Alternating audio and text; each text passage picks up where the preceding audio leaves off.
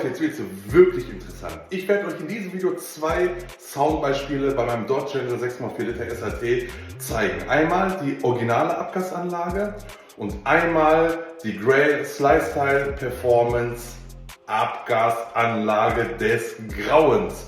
Hört euch das an und schreibt mal bitte in die Kommentare, ob das nicht Welten sind, die dazwischen liegen. Also viel Spaß, bis gleich.